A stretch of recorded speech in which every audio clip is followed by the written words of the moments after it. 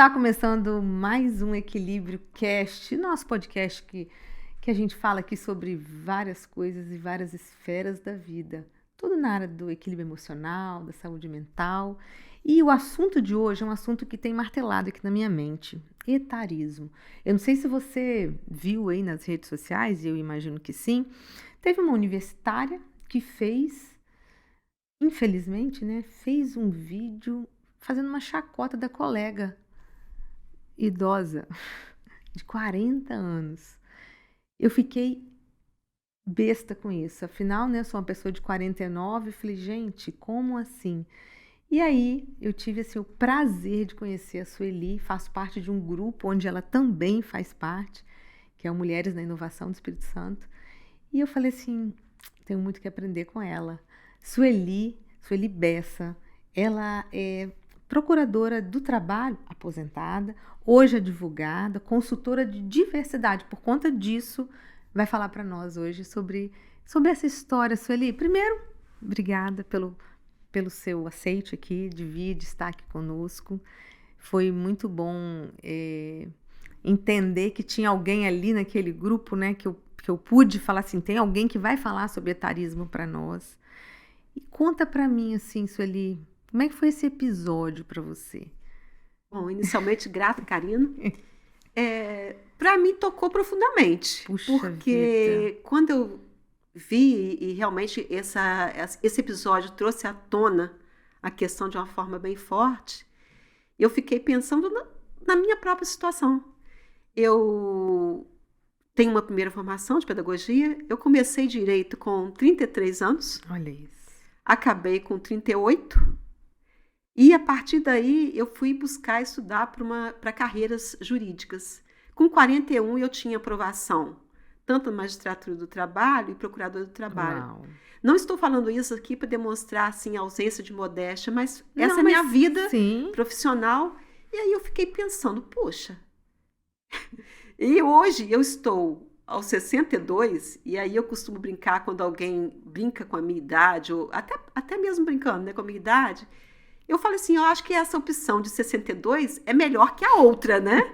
Com certeza é melhor que a outra. É verdade. E é isso, eu tenho 62 anos, e eu tenho desejos, eu tenho sonhos, eu tenho metas, eu tenho planos, porque eu pretendo, de acordo com as estatísticas aí, espero que no meu caso elas se confirmem, eu tenho pelo menos mais 25 anos de vida. No mínimo, né? Bem no mínimo, 25. Isso aí. Até porque eu venho de uma família que tem muita longevidade.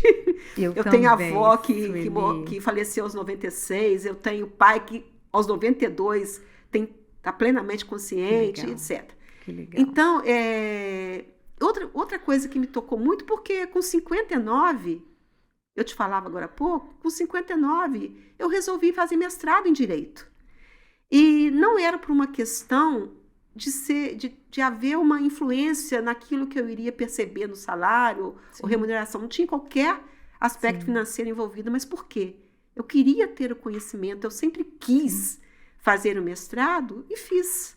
Porque essa crença de que os idosos ou aqueles dos 50 mais não podem isto ou aquilo, não procede, realmente não procede. Não mesmo. Enquanto a vida, há tempo de aprender, a possibilidade de busca de conhecimento, de fazer, de sonhar, ou seja, a idade, a faixa etária, ela não é limitante, a não ser que você não esteja em boas condições de saúde, mas é uma outra história que pode afetar alguém em qualquer faixa etária. Com certeza. Agora, então me tocou profundamente porque realmente...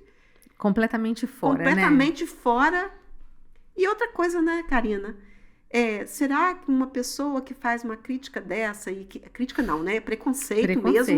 E ali eu já aproveito para falar, preconceito com base em crenças construídas em razão do que a gente vê na sociedade e que se tornaram, não foi apenas um sentimento e um preconceito, foi exteriorizado o preconceito, aí nós caímos na atitude discriminatória. É isso aí. Então, com relação a... E 40 anos, né? Realmente Não se justifica não nenhuma se justifica. hipótese. E eu vou falar para você, eu sou de uma família também de muita longevidade. A minha avó faleceu aos 105 anos. Até os 98, ela tinha excelente... Ela fazia arte ainda, né? Porque ela fugia para poder ir no supermercado sozinha. Fugia porque ela não gostava de ficar esperando, ela ia andando, voltava andando. Ela ia no supermercado várias vezes para ela poder trazer aquilo que cabia na mão, 1 quilinho em cada mão. Entendi. Aí ela ia várias vezes, porque era passeio para ela. Mas assim, até os 98, minha avó estava em plena atividade, vamos dizer assim. Na verdade, quando a gente fala, né, da diversidade e a falta de respeito que está acontecendo no mundo, né, com relação ao outro, vai além, né? O etarismo aí foi uma situação, né? E a gente tem visto uma falta, né, completa de amor ao próximo. Eu costumo dizer assim que a palavra compaixão, algumas pessoas rasgaram do dicionário, né? O amor, a compaixão, a empatia. E a gente fica embasbacado de ver. Pelo menos assim, a mim, quando eu bato o olho numa situação dessa, eu falo assim, gente, como assim? Nós estamos em 2022, né? O mundo na diversidade que está, como faz? A minha vontade, eu tenho assim, por dentro me ferve. Indignação. É isso. Exatamente. Por dentro ferve a vontade de ligar para a pessoa e falar assim, vem cá, você não entendeu qual planeta, né, que você está vivendo. E tem muita gente que está passando por isso, né? Karina, você tocou num outro ponto que eu fiquei muito vulnerável, não por não ser uma mulher de coragem, mas justamente por detectar essa falta de respeito. Eu não quero falar nome, nem lugar, que eu sofri isso há pouco tempo. Mas eu queria pontuar 2 coisas. Primeiro, vamos voltar ao etarismo, porque eu acho que permanece uma ideia, quando a gente fala, que esse preconceito e atitude discriminatória é só em relação às pessoas mais 50 ou mais 40, ou ao idoso, propriamente dito. Mas tem também o contrário. Às vezes, pessoas com a faixa etária menor também sofrem, só que é muito mais acentuado com relação aos idosos, né? Por exemplo, um exemplo do que o jovem sofre é de se exigir dele uma experiência para ingressar no mercado de trabalho se ele nunca teve experiência, porque ele é jovem, ele está começando. Isso também não deixa de ser etarismo. E também outros nomes, né, outras denominações que são dadas, que são comuns, que têm sido utilizadas, seria o ageísmo. O ageísmo está mais ligado à questão do envelhecimento mesmo. Vem sendo usado como sinônimo, mas tem essa particularidade. Idadismo, então vocês podem ver esses termos aí comumente. E a questão que você falou, eu concordo plenamente com você. Eu acho que o pano de fundo, além de toda essa construção da sociedade, de desrespeito, está na questão do respeito ao outro, respeito ao ser humano de modo geral. Outro dia, é isso que eu não queria falar onde, nem como, e você vai saber, porque eu acho que você presenciou, eu sofri um desrespeito de uma forma tão esquisita. E foi o que me fez te convidar. Simplesmente por eu ter falado de ser quem sou, de ter a formação que eu tenho. E a partir dali, eu comecei a sofrer uma série de agressões. Aí eu resolvi me calar, não por medo ou por falta de coragem, mas eu falei assim, gente, aí vem o bom da maturidade. Eu, aos 62 anos, eu não quero isso para minha vida. Eu não vou entrar nesse embate com essa pessoa, porque isto não me pertence. Pertence ao outro. Isso. É óbvio que eu fiquei extremamente entristecida com o episódio. E aí, a partir disso, eu tomei uma decisão, né? Que também não cabe aqui falar. Mas eu acho que a base de tudo é o respeito. Né? O respeito ao ser humano, o respeito... empatia, que é um termo que está muito desgastado, mas que ele precisa ser frisado, né? É verdade. E aí eu vi, puxa, onde que nós vamos parar? Porque a gente precisa parar. Porque o respeito, eu acho que é a base de tudo. O respeito aos idosos, o respeito ao ser humano de modo geral, à comunidade LGBTQIA+, à pessoa com deficiência. Nossa. E o que acontece, às vezes, voltando para a questão do assunto do idoso, é que às vezes as pessoas pensam que o idoso é invisível, né? Que não Que ele não sente mais, sente, né? que ele não sente Aham. mais, que ele não quer fazer coisas. Hoje, coincidentemente, posso dialogar, né? Claro. Eu, conversando com a minha sogra hoje pela manhã, ela me contou um episódio que é tão pertinente com isso que a gente está falando aqui agora. Ela disse que ela tem 90 anos, Uau. minha sogra. Que E legal. extremamente lúcida, faz tudo, Que é legal. uma pessoa super ativa. E ela falou comigo, minha filha, outro dia eu fui ao dentista com a Lívia, que é a neta, por uma questão aí já de uma outra questão, por uma questão de acessibilidade nas calçadas, que não tem, então tem um risco de queda e tal. E chegando ao dentista, fui ao dentista, e chegando ao dentista, a dentista perguntou para ela não, ela sentada na cadeira, perguntou para a Lívia, que era a neta Pra acompanhante, que remédios ela toma. Ela perguntou assim, como se eu não estivesse ali. Isto é etarismo, ou seja, desconsiderar a pessoa humana, desconsiderar a dignidade da pessoa. Tudo bem se ela não tivesse incapacitada de Sim. falar, quem estivesse Sim. acompanhando. Mas aí, quando ela me disse a resposta da neta, eu achei maravilhosa. A minha sobrinha respondeu para ela, para a dentista, doutora, se a senhora perguntar para ela o remédio que eu tomo, ela vai saber dizer para a senhora. Olha isso. Porque respondeu assim, educadamente, óbvio, mas é a verdade, porque a minha sogra, ela está mais antenada e mais consciente que a neta que está mais com a cabeça voada e tal. Sim. Não tem a ver com questão de idade, né? Mas desconsiderou a pessoa totalmente. Isso acontece todos os dias. Todos os dias na nossa vida. E quem não ouviu, né? Quem não ouviu, não. Eu já ouvi porque eu tô com 60, né? Mas nossa, você tem uma pele boa, você não tem ruga, você tem uma pele boa para 60 anos. Ou você... Gente. Ô, véia, como é que é? É brincadeira? Mas no fundo tem ali todo um preconceito arraigado baseado em crenças equivocadas de que o velho tem a saúde debilitada.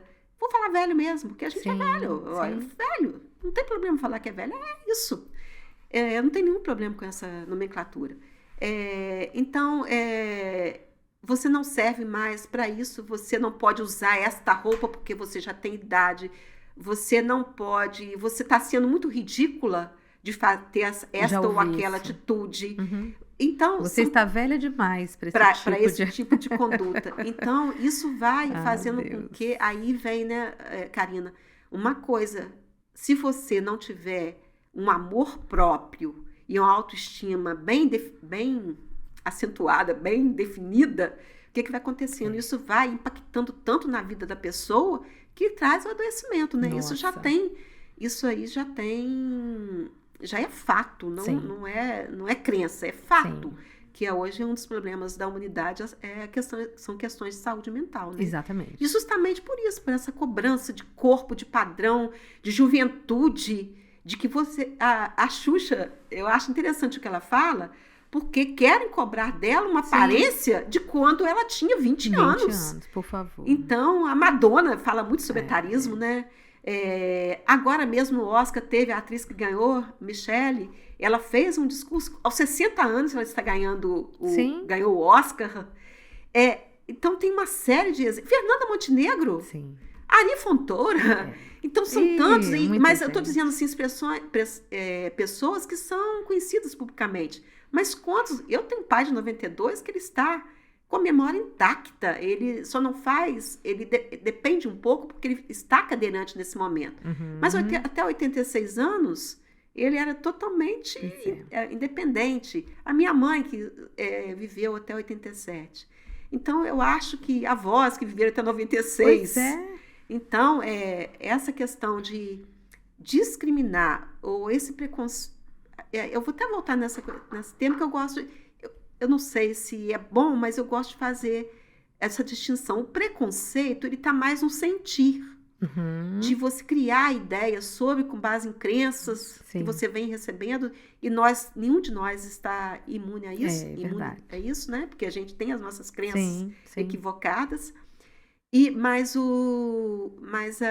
a discriminação é quando esse preconceito aí, ele já parte para exteriorizar o preconceito. Aí já passa a ser atitude. O sentir já vem para atitude. É isso aí. Então, é isso. A gente poderia dizer, Sueli, que, por exemplo, a minha geração, ela tem... Nós não estamos, né, imunes a isso. Eu entendo.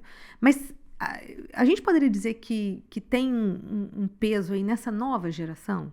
Porque, assim, na minha época, eu tenho 49 anos, então, na minha família, na minha época, era muito comum pedir benção, né? Benção mãe, benção pai. Uhum. Tinha coisa de... Quando o adulto fala, a criança escuta, né? Respeita seu pai, respeita seu avô, olha seu avô que está falando. Então, na minha geração teve muito disso.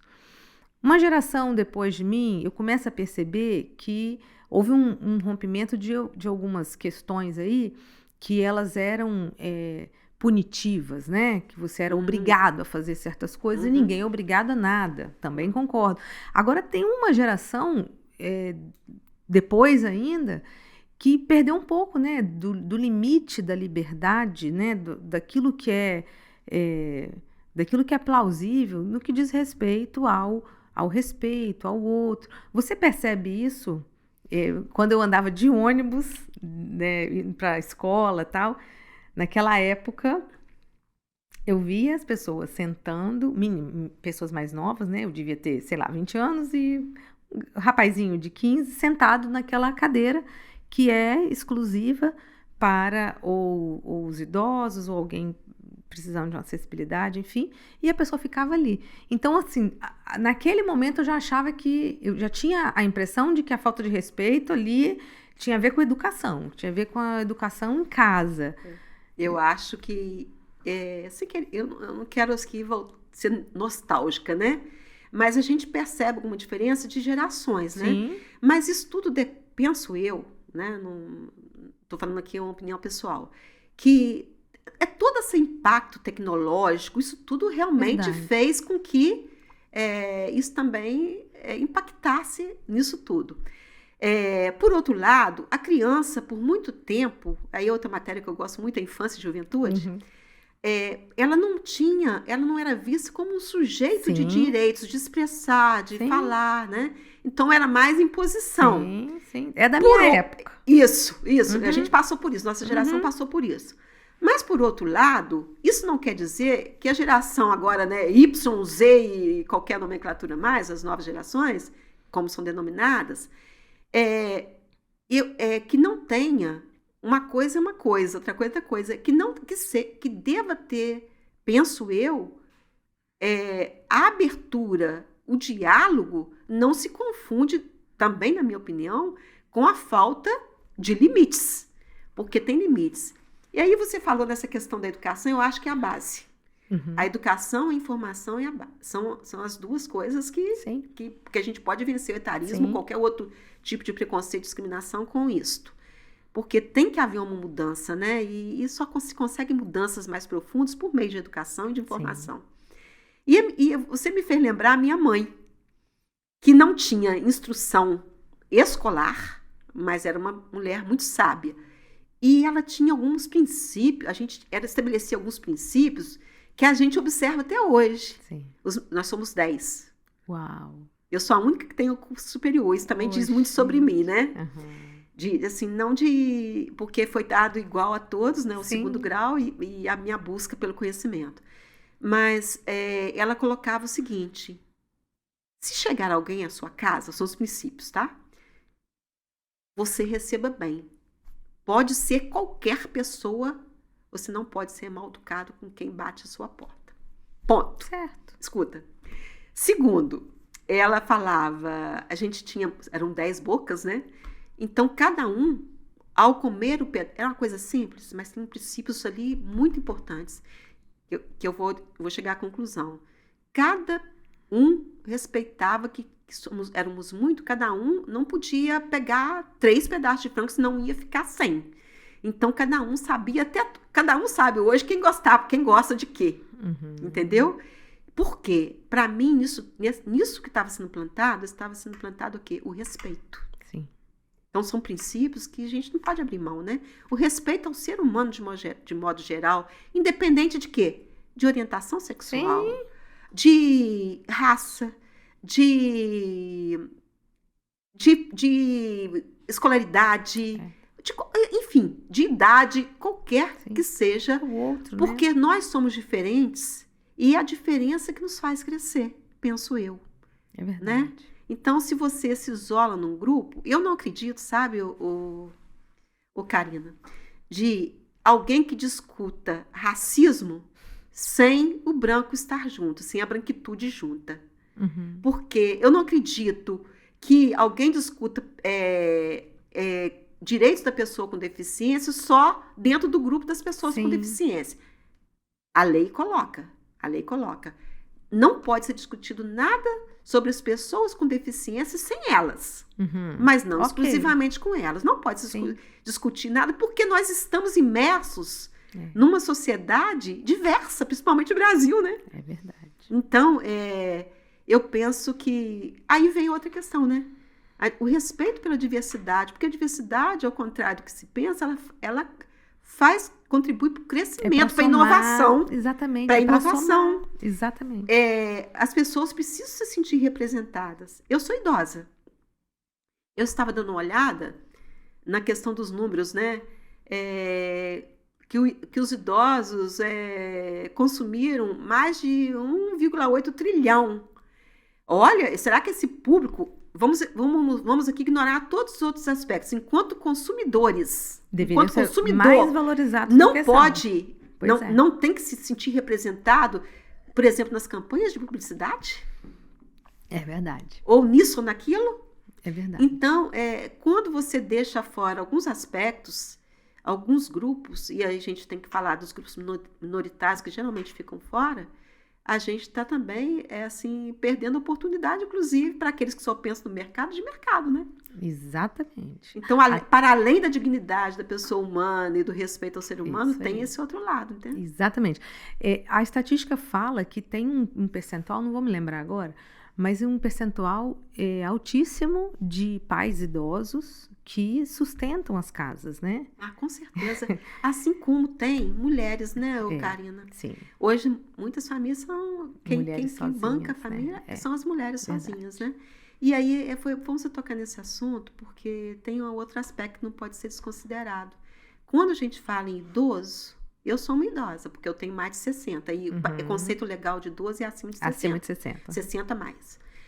E a universitária nem estaria nesse conceito de idoso, né? Legal de idoso. Sim. Mas, então, 60 mais. Então, quando a gente fala no idoso, a gente também tem que falar que idoso. Porque aí vem uma outra questão, a interseccionalidade.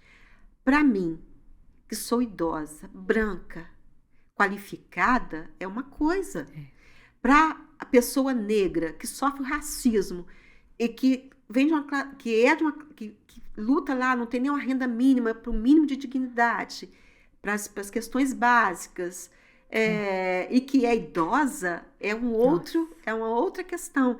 Então a gente tem que pensar sempre quando fala em alguma coisa, em alguma faixa etária, algum grupo, falar assim, mas etarismo conversa com outras coisas, conversa com racismo, conversa com pessoa com deficiência, com os preconceitos ligados à pessoa com deficiência. Então, a gente está imerso nisso tudo, né? É verdade. Então, é muito interessante. Ser humano eu ouvi um dia uma frase, a pessoa falou assim, eu acho que foi uma frase de Instagram, a humanidade não deu certo. Eu li aquilo, aquilo me chocou, assim, a humanidade não deu certo. Depois eu fui ler a legenda, entendi, né? E a legenda ficou muito bem explicada, que estava dizendo o seguinte, a humanidade não foi para isso, né, que a gente foi criado.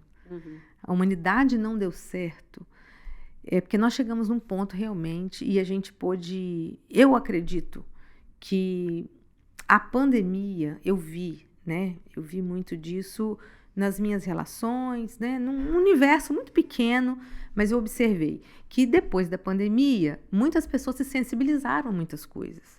naquele afã, né, de perder, né, de ficar sem alguém próximo, uma avó, uma tia, né, principalmente porque o cuidado com os idosos naquele momento ali da pandemia, enfim, reacendeu uma chama que até então estava muito, muito apagada. E é claro que não resolveu o problema. A pandemia, entre aspas, aí passou. E né? A gente esquece tudo que ela trouxe, esqueceu, e passou.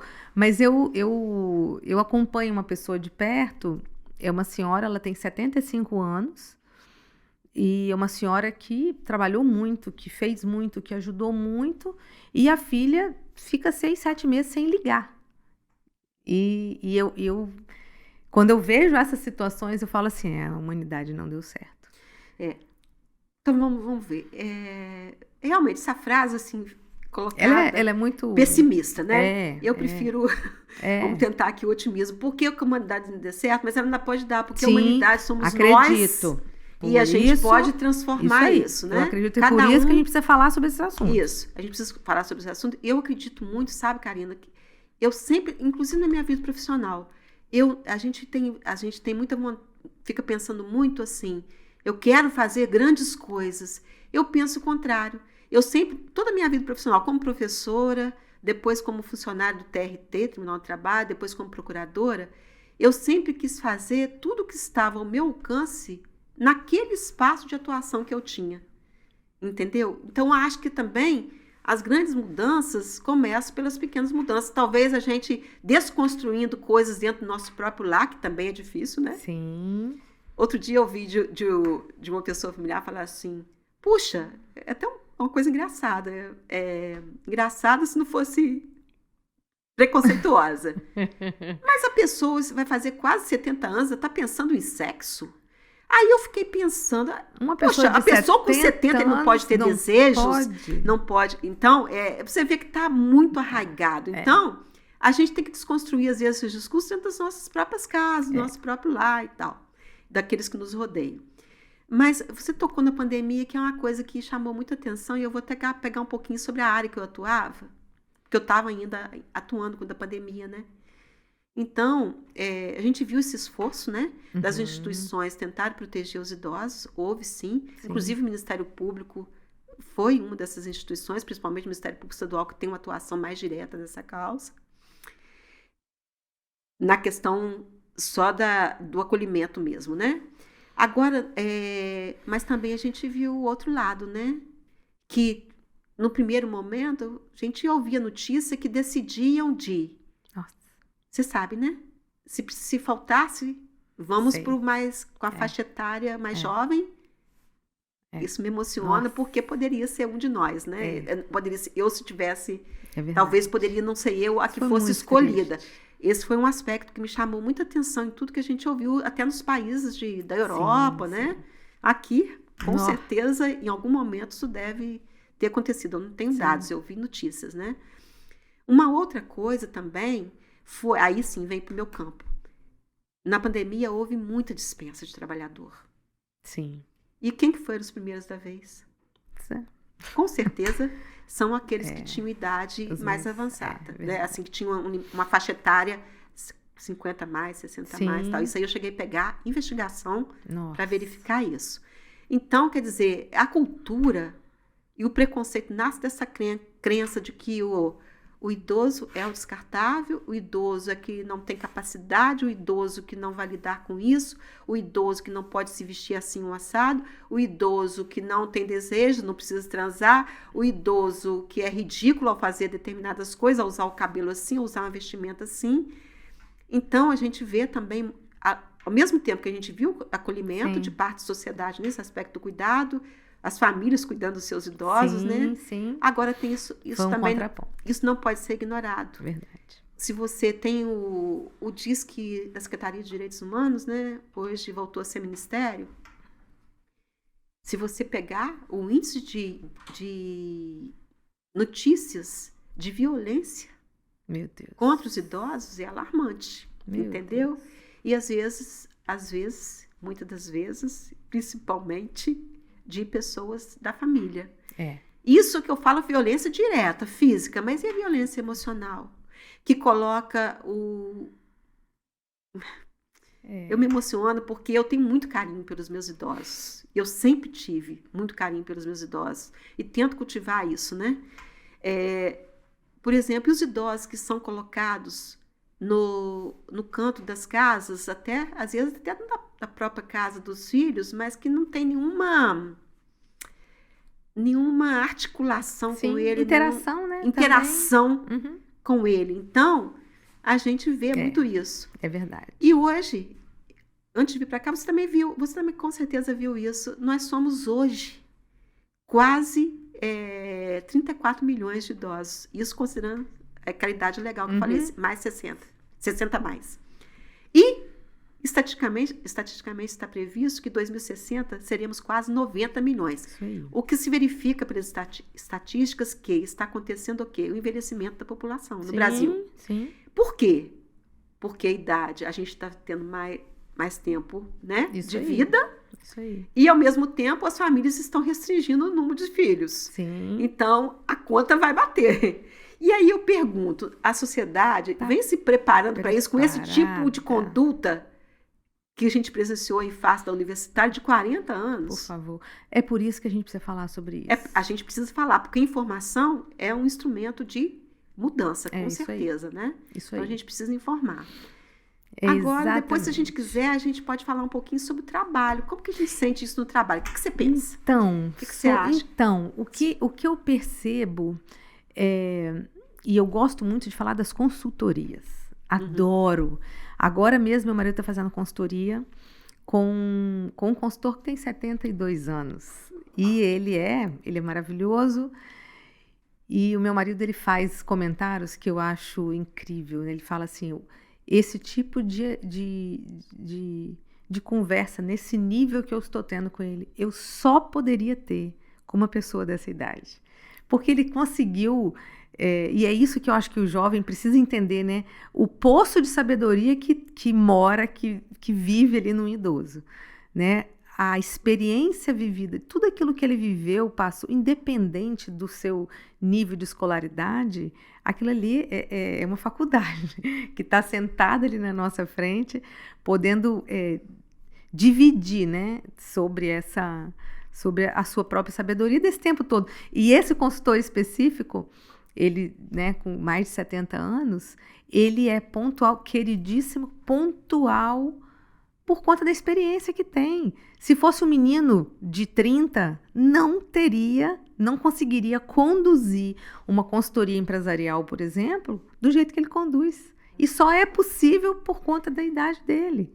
Eu vou voltar à minha mãe de novo, porque eu perdi uma irmã com câncer e o meu sobrinho, esse que está aí, o Matheus, a gente brinca, filho-sobrinho, né? Porque ele veio para mim com 15. E no início, ele é filho único, né? E eu tenho 3. Então, eu não tinha experiência de filho único. E quando ele veio para mim, era só ele, os outros já tinham saído de casa. E tive ele é um jovem muito velho, eu costumo dizer. Mas naquele início, teve aquelas coisas de entrosamento, de tal. E aí, um dia, tinha a guarda dele, né? Porque a minha irmã se foi. E aí eu liguei para minha mamãe, eu não estou sabendo. Eu tenho direito, hein? Olha o que a minha mãe falou para mim, sem ter instrução nenhuma. Olha só. E ela virou para mim e falou assim, eu comentando com ela, falou assim, minha filha, eu não estou entendendo. Quem tem a guarda é o Matheus que tem a sua guarda ou você que tem a guarda do Matheus? Olha isso. Ela não tem instrução nenhuma. Ela não tinha instrução. Ela tinha 4ª série de fundamental. Então, eu fico falando assim, eu sempre tive muito disposta a ouvir o que o idoso tinha para falar, desde jovem. Gostava de conversar com meus avós, depois com os avós do meu marido, ouvindo casos, tendo paciência de ouvir, porque aquilo ali era uma troca maravilhosa. Esse episódio da minha mãe demonstra, né? Então, aí eu falo, e como também vice-versa, sabe, Karina? O jovem tem muito para ensinar. Então, essa colaboração, aí vamos voltar para o meio de trabalho. Eu acho que é um dos primeiros aspectos que eu considero tendo essa diversidade na empresa. Sim. Por quê? O sênior, né, como eu costumo Sim. dizer, vai ter experiência de uma vida profissional. E o jovem vai trazer aquela coisa, Isso aí. né, o vício da juventude, aquelas ideias e tal. Então, para mim, voltando à questão da inovação, não existe inovação, ou seja, novos modos de fazer diferente para melhor, de forma sustentável e tal, se você não congrega, sem você congregar todos os grupos. Isso aí. Se não estiver os grupos representados naquela... E é tão interessante, eu na época, antes de trabalhar com desenvolvimento humano, eu tive uma agência de publicidade. Eu sou comunicadora, né, por formação, comunicóloga por formação. E eu tive uma agência de publicidade e eu tinha um funcionário, um garoto na época. E arte, né? Arte mexe com ego, né? E era tudo muito, muito gostoso isso. Ele devia ter, sei lá, 20 anos. E um dia, um senhor entrou em contato comigo. Ele já era aposentado. Eu acho que ele tinha, sei lá, quase 70 anos. Ele entrou em contato comigo, assim, dizendo, ele era mineiro, estava vindo embora para o estado e fez contato comigo, porque ele era arte finalista. Ele se intitulava arte finalista, mas ele sabia fazer vídeo, ele sabia criar, ele sabia fazer texto, ele sabia tudo numa agência de publicidade, ele sabia fazer. Ele se intitulava arte finalista, que era uma posição. E aí ele entrou em contato comigo dizendo que ele viu minha agência, foi pesquisar, viu minha agência, gostou do estilo e queria saber se ele não poderia contribuir. Na época, eu fiquei encantada com o gesto dele, né? Porque eu falei... Primeira coisa de... Claro, de ter ido. Ter ido em busca, né? Aquele cabelo branco lindo, ele tinha um bigodão branco. Menina, esse senhor... que toda vez que eu me referia a ele, eu falava, o senhor, ele falava, para de me chamar de senhor, você. E a gente começou a ter o costume na agência de chamá-lo de você. Você acredita que foi excelente para ele, porque ele veio para o estado, ele quis uma colocação porque estava aposentado, financeiramente não era o foco grande dele, mas ele queria sentir útil, vivo, fazer aquilo que ele podia fazer. E dentro da sala, na mesma sala que ele e esse menino. Esse menino, ele tinha uma dor profunda da falta de um pai. Quando... Houve uma conexão imediata. Isso, assim, eu não estou nem falando da parte profissional, porque a parte profissional foi incrível. E as relações, é isso que a gente quer no ambiente de trabalho, né? Exatamente. Quanto a gente pode... E eu gosto de falar sobre isso... Porque o ambiente de trabalho a gente vai passar um terço da nosso vida. Tempo. É com ali. Certeza, com certeza. Então, assim, independente das questões profissionais, que foram incríveis, porque um ajudou o outro, ele chegando, né, com aquela bagagem da história da vida, já tinha trabalhado em televisão, tudo quanto é tipo de agência de TV, de rádio, ele sabia de tudo. E o outro que estava lá com as novas tecnologias, às vezes dizendo assim, olha como é que isso aqui dá para fazer assim, que é mais rápido, mais fácil. Foi uma integração fantástica. Mas como foi motivo de cura para a vida daquele novo, daquele menino. Pois é. Profunda. Porque isso, o meio ambiente de trabalho não é só espaço físico, né? Você tem que se sentir bem naquele local, se sentir seguro. Isso aí. Né? E seguro que eu falo, inclusive os aspectos de segurança mesmo do trabalho, né? Isso aí. E que ambiente livre de assédio, que é outra matéria que eu gosto muito, que eu também estou me propondo a fazer consultoria. Então, mas eu quero puxar só, antes da gente entrar no ambiente de trabalho de novo, eu queria puxar um fiozinho da meada que você tocou aí, que é um ponto assim, que você vê assim, aí que a gente pode puxar o recorte de gênero. Por exemplo, você falou assim, o cabelo grisalho, né? Quantas vezes a gente ouviu que o cabelo grisalho do homem é lindo? E o da mulher só vem sendo, é velhice, é isso, é aquilo. Não vai pintar? Não vai a raiz pintar, tá branca. A raiz está branca. Então, você vê que aí vem a questão do recorte de gênero. Ou seja, para a mulher, ainda o preconceito é maior. Verdade. E aí, se você puxa aqueles outros de raça, de classe, bom, deficiência, então... isso só para puxar esse fio, que ele é muito importante, né? E na questão do trabalho, isso que você falou é muito interessante. Tem um filme Estagiário, você já viu? Já. É maravilhoso, né? É maravilhoso. Primeiro que os dois são maravilhosos, né? O Robert De Niro e a Ana. Nossa. Então, aí a gente vê isso nele chegando. É isso. Eu acho que essa possibilidade dessa convivência, isso agrega muito como valor à empresa que adota. É verdade. As empresas, principalmente as multinacionais, já vem falando, estão nesse movimento de contratação dos 50 mais e tal. Mas ainda, Karina, eu penso que a questão ainda está muito no discurso, né? Sim. A gente precisa falar mais sobre. E aí eu vou te contar uma experiência pessoal. Quando eu me aposentei, tem 1 ano, eu sou uma mulher que sempre trabalhei com intelectual, desde o primeiro trabalho. Eu tive 45 anos de trabalho, comecei aos 15, porque era permitido à época, formalmente, graças a Deus. Tive o privilégio de começar na educação, num colégio, uma escola de 1º e 2º graus. E por que eu quero falar isso? 45 anos, e eu também estou numa outra situação de privilégio, porque eu trabalhei 45 anos e nunca tive um dia de desemprego, você acredita? Olha só. Eu sou uma curva, estou fora da curva do brasileiro. Porque eu sempre, assim, pulando de um lugar para outro e nunca tive realmente espaço nenhum. E aí eu resolvi aposentar, porque eu achei que estava fechando um ciclo, por questões pessoais minhas e tal.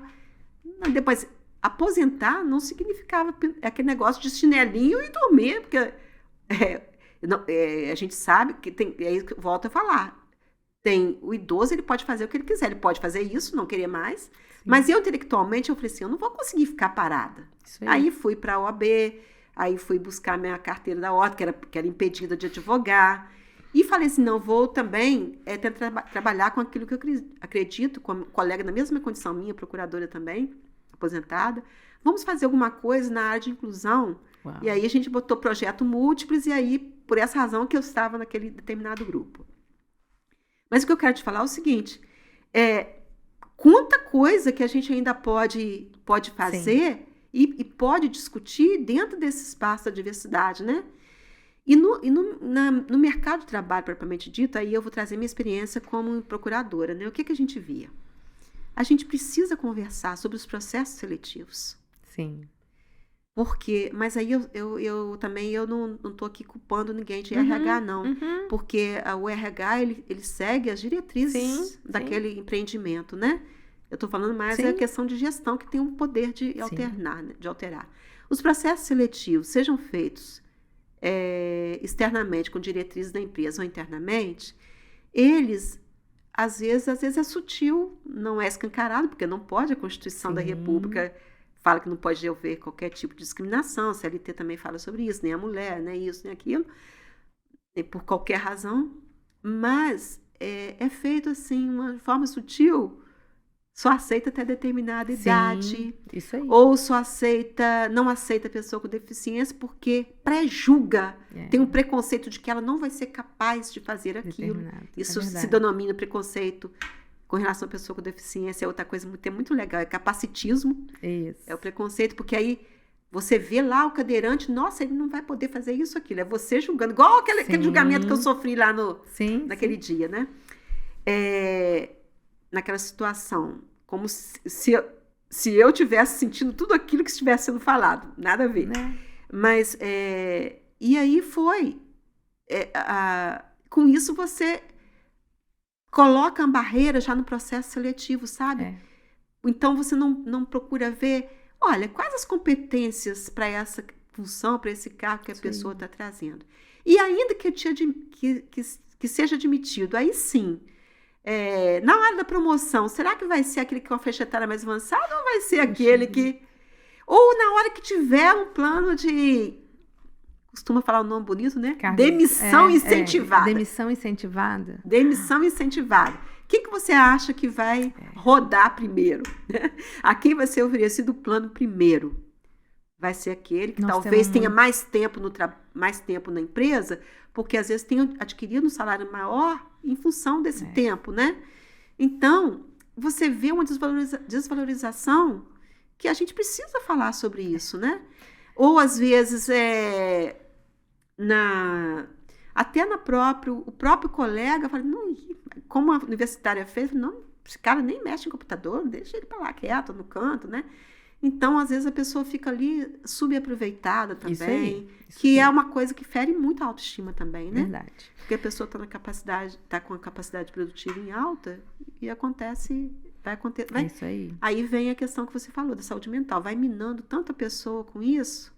E as pessoas adoecem, né? Uhum. E vou te falar, Sueli, nós temos um chão, né, para andar. Temos. Com relação a isso, Temos. para melhorar com relação a isso. Eu já te agradeço pela nossa conversa, muito boa a nossa conversa. Nós temos um caminho longo a percorrer, e quando eu falo que a gente tem que falar sobre esses assuntos, eu tenho 49 anos. Daqui a 20 anos, eu não quero, sinceramente, eu quero estar daqui a 20 anos, eu quero acreditar que a gente cresceu enquanto pessoa, que a gente mudou enquanto ser humano, e que quando eu chegar quando eu tiver com os meus... Nessa faixa etária. Nessa faixa, meus 69 anos, eu sinto o prazer de me sentir idosa e dizer o quanto que eu contribuo. E eu acho que a gente precisa agora, né, falar muito sobre isso, ter esses ambientes, já que nós temos aí, né, essa globalização toda aí acontecendo, a internet que está acessível a quase todos. Em tempos de revolução 4.0 e metaverso, etc., a gente tem que falar isso, porque geralmente, se os postos de trabalho forem sendo cortados, é óbvio que vão vir outras oportunidades, né? Mas quem vai primeiro, se tiver que cortar, o primeiro vai ser com a faixa etária. Mas não sei se a gente está encerrando, mas só para pontuar mais uma questão aqui, o fato também de você ter uma faixa etária 50 mais, 60 mais, não quer dizer que você tenha que ficar estagnado lá e também não tentar aprender novas coisas. A gente tem que pontuar isso também. Sim. Né? Então, por exemplo, a primeira vez que eu fui mexer no computador no tribunal, eu aceitei ser secretária de audiência sem nunca ter mexido no computador. Né? Às vezes o juiz falava assim, nossa, você está demorando, entendeu? Mas eu enfrentei. Então, eu acho que a gente também tem que se adaptar Isso e buscando ferramentas. E a gente lembrar que nunca é tarde, né? Aprender nunca é tarde. E o conhecimento não ocupa espaço. Dentro das coisas que fiz na vida, uma delas eu fui professora de música. E eu estou me lembrando aqui de uma senhora muito querida. Eu espero que ela esteja viva ainda. Dona Deuselina, não me esqueço. Ela tinha 76 anos e ela chegou para mim e falou assim, minha filha, chegou com um caderninho debaixo do braço, minha filha, eu vim aprender teclado. E eu falei, uau, vamos aprender teclado. A senhora já toca alguma coisa? Ela falou assim, não, decidi isso ontem.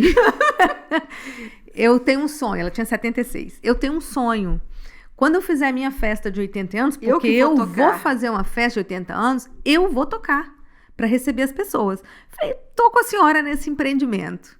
Pois eu fiquei com ela e ela tocou na festa dos 80 anos. Pois é. Ela tocou, ela recebeu as pessoas.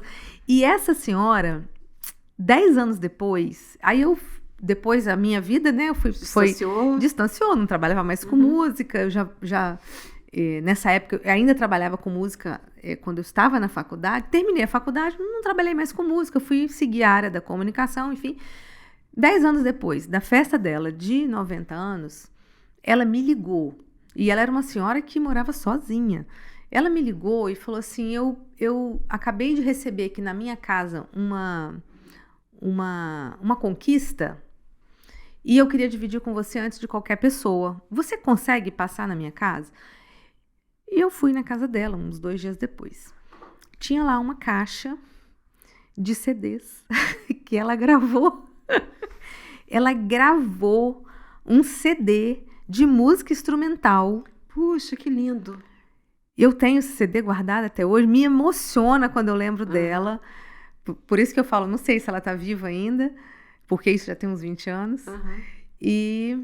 Mas quem diz Quem disse que ela não poderia começar a aprender? Ela chegou na minha escola de música com um caderno de música debaixo do braço, aos 76 anos, dizendo: vim aprender, decidi ontem que quero aprender música porque eu quero colocar a minha cabeça para trabalhar, para funcionar. E foi incrível. Esse foi um exemplo, tive outras tantas. Eu tenho outro exemplo também que eu lembrei dela agora. Eu tinha uma senhora, também uma senhorinha, ela devia ter quase 80 anos. Mas ela já tinha tido a oportunidade, já idosa, mas tempos atrás, de tocar o teclado. E aí um dia ela chegou querendo fazer aula. Eu dava aula, eu era professora voluntária de uma obra social. Eu dedicava um dia, né, para essas pessoas que não tinham acesso à música, dava aula para essas pessoas. E essa senhora chegou dizendo que ela já tinha aprendido, ela conhecia as notas, ela queria voltar, porque ela sabia que na igreja tinha teclados para ela poder ensaiar. E aí ela ensaiava, e ela chegava sempre para as aulas bem ensaiada. E aí, como ela falou que ela aproveitava de estar na igreja e tinha um horário que marcava para a pessoa ir lá, né, também treinar, eu entendia que ela não tinha teclado. E um dia ela falou assim: minha filha, eu ensaio em casa também. Eu falei: nossa, que bom, a senhora tem teclado? Ela falou assim: não, eu não tenho um teclado, mas eu vou trazer o meu teclado de ensaio para você conhecer. Na outra semana, ela me chega com um papelão, com as teclas desenhadas no papelão. Que lindo. E ela ensaiava no papelão. E aquilo que ela ensaiava no papelão... Ela fazia no dia da aula. Ela fazia. Então, assim, ela tinha, sei lá, quase 80 anos ou 80 anos. Pois é. Então, assim, aquele ser humano que mora ali dentro, qualquer ser humano que mora dentro de um corpo de idoso, ele é um ser humano como eu, como aquela criança que tem 7, 8 anos. Respeito à dignidade, né? É isso. Da pessoa idosa. É isso. E só para... tem um estatuto do idoso aí para proteção especial, que é a proteção especial ao idoso. Imagina se não tivessem tanta coisa que a gente vê. Mas é isso, eu acho que... O caminho, sabe, Karina? Eu acho que é esse que a gente está fazendo aqui. É levar informação para ver se a gente contribui para a desconstrução desse preconceito. Isso aí. Eu resolvi, logo assim que eu aposentei, esqueci de comentar isso, porque aí diz respeito à minha pessoa também. Eu falei assim, eu vou buscar quais são as oportunidades para alguém com a minha qualificação, naquelas coisas que a gente vê, né? Não quero ser que fique claro que eu não quero ser mais empregada, eu não quero mais ser sócia de nada e eu só quero parcerias. Parcerias eu quero. Sim. Porque aí eu posso trabalhar no momento que eu tiver vontade. Mas aí eu fui buscar. Não tinha nada qualificado. Aí alguém falou assim comigo: "Não, mas a rede profissional é LinkedIn". Eu fui pro LinkedIn, tá lá. Eu nunca recebi uma comunicação no LinkedIn. Aí eu falei assim, mas eu sou persistente. Eu falei, quer saber uma coisa? Eu vou fazer um teste. Tô falando sério. Aí eu escolhi justamente uma vaga, sabe onde? Disponibilizada por uma instituição que trabalha com diversidade. Olha. Inclusive muito falada. Não vou dizer o nome também, respeito aqui. E aí, por que eu escolhi? Tinha aquela vaga e eu não via na publicidade ninguém representando o idoso. Aí veio para mim a resposta. No discurso é tão bonito, né? Veio a resposta. Você não atende ao perfil. E aí eu achei interessante, porque eu era bem qualificada nesse tema, né? Eu sou bem qualificada porque eu vim de uma carreira que trabalhava muito com isso. Mas aí eu fiquei pensando, o que será que significa que eu não atendo tal perfil? Não sei. Mas me passou pela minha cabeça que possa ser, né? Porque nem entrevista já foi direto para não atender o perfil. Qual o critério? Mas, enfim, a gente tem muito que desconstruir, mas também não tem que lamentar. A gente tem que fazer a nossa parte e levar. Isso aí. Né? E cabe a nós isso mesmo, né? Falar sobre o assunto para levar a reflexão. Para as pessoas refletirem, será que eu tenho sido preconceituoso em algum âmbito? A gente já foi, com certeza. Sim. Em esse ou aquele aspecto, será que eu estou sendo preconceituoso em algum momento, em alguma área? Então, acho que vale a gente falar sobre essas coisas. Por isso que eu resolvi trabalhar com diversidade, porque a advocacia é uma coisa. Paralelo à advocacia, eu tenho esse projeto de consultoria, e a empresa, justamente direcionada à empresa ou instituição que queira que a gente converse um pouco sobre esse tema, essa é a minha disponibilidade porque eu sei que eu posso contribuir de alguma forma pela experiência que eu tenho, né? Óbvio que ouvindo a equipe da empresa, porque tem que ter vontade do gestor para isso, tem que ter tomada de decisão.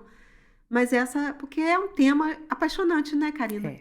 A diversidade é um tema, porque ela tem diversas esferas, não é só etarismo, tem a questão do adolescente que pratica atos infracionais, que é uma outra coisa que eu estudei bastante, que também não tem espaço de mudar a trajetória. Sim. E tem a questão das pessoas trans que às vezes não conseguem oportunidade.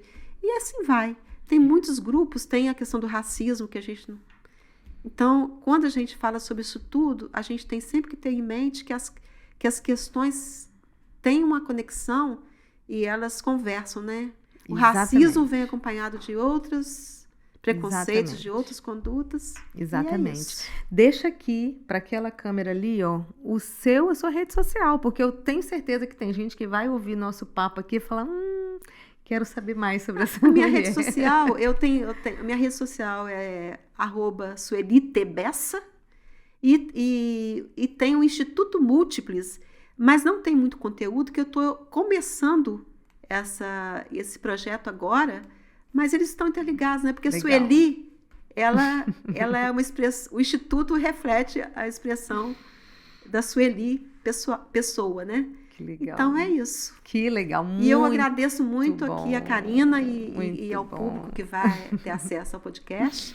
Muito bom, muito obrigada, muito obrigada. Gostei muito, porque esse tema era um tema que eu estava querendo conversar sobre. Isso. É bom. Temos um caminho longo pela frente. Muito longo. Temos um caminho longo, mas é possível. Humanidade, não posso dizer que a humanidade não deu certo. Não, Karina, vamos mudar isso. A humanidade ainda pode dar certo, porque nós somos a humanidade, né? É isso. Depende da gente, depende de cada um de nós. Muito obrigada por você ter ficado até nesse momento aqui, ouvindo a gente. É um prazer ter você aqui no Equilíbrio Cast. A gente vai falar de assuntos sobre inteligência emocional, saúde emocional. Vamos falar de justiça também, né? É isso. E eu fico muito grata e, mais uma vez, reitero aqui essa gratidão. Obrigada, minha querida. Fiquem com Deus.